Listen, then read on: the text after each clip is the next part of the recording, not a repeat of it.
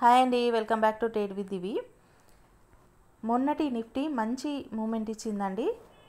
ఇది సిక్స్త్ రోజు మార్కెట్ అండి. ఈ కంటిన్యూషన్ మార్కెటే కొంచెం గ్యాప్ డౌన్ అయ్యి ఎగ్జాక్ట్గా మనకు డే టైం ఫ్రేమ్లో 0.5 లెవెల్ ఫిబొనాచి టూల్ యూస్ చేస్తే వచ్చింది కదా. 0.5 లెవెల్ దగ్గర సపోర్ట్ తీసుకొని మళ్ళీ ఎక్కడి నుండి అయితే మనకు బేరిష్ మూమెంట్ స్టార్ట్ అయిందో అక్కడ వరకు రికవరీ వచ్చిందండి 25,550 వరకు.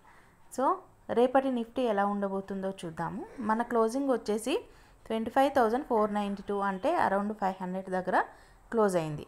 ఇక్కడ మనం 30 మినిట్స్ టైం ఫ్రేమ్ చూస్తున్నామండి. కొంచెం కన్సాలిడేషన్ కూడా జరిగింది. సో రేపటి నిఫ్టీ ఎలా ఉండబోతుందో గెస్ చేద్దాం. ఇక్కడ ఆల్రెడీ బులిష్ ట్రెండ్లో ఉంది కాబట్టి కొంచెం గ్యాప్ అప్ అయ్యే ఛాన్స్ ఉంది. In case gap up open అయ్యి ఈ లెవెల్ని టచ్ చేసి మళ్ళీ రిట్రేస్మెంట్ తీసుకోవడానికి వచ్చేది ఉంటే మనకి ఈ లెవెల్ ఫస్ట్ టార్గెట్ అవుతుంది బేరిష్ సైడ్. నెక్స్ట్ ఇది కూడా బ్రేక్ డౌన్ చేసేది ఉంటే ఈ లెవెల్ నెక్స్ట్ టార్గెట్ అవుతుంది.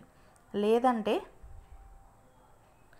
గ్యాప్ అప్ ఓపెన్ అయ్యి మళ్ళీ రిట్రేస్మెంట్ తీసుకొని నెక్స్ట్ బులిష్ మూమెంట్ కనుక కంటిన్యూ చేసేది ఉంటే నెక్స్ట్ టార్గెట్ వచ్చేసి 25,650 వరకు రావచ్చు.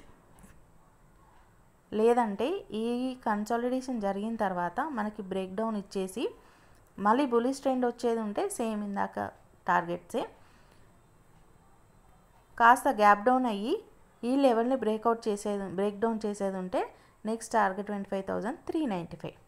ఇన్ కేస్ మార్కెట్ ఈ 30 మినిట్స్ టైం ఫ్రేమ్లో కన్సాలిడేషన్ అయినట్టే రేపు కూడా కన్సాలిడేషన్ ఈ రేంజ్లో జరిగేది ఉంటే ట్రేడ్ అవాయిడ్ చేయడం బెటర్.